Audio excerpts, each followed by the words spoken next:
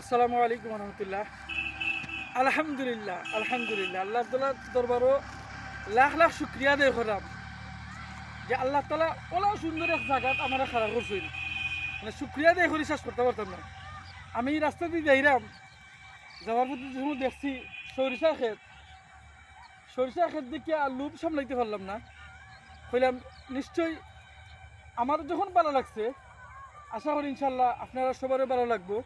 একটা ভিডিও করি। আর এই ফুলগুলো আসলে কিতা হইতাম, মানে ও আরও বড় হইব, এগুলো কিন্তু আরও বড় হইব গাছগুলা।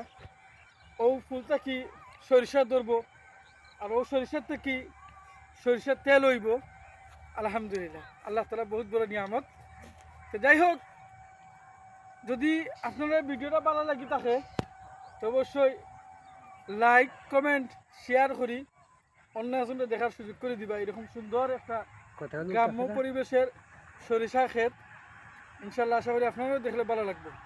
আর সবচেয়ে বড় জিনিস কি জানেন, সরিষা ফুল থেকে কিন্তু মধু চাষ করে অনেকে।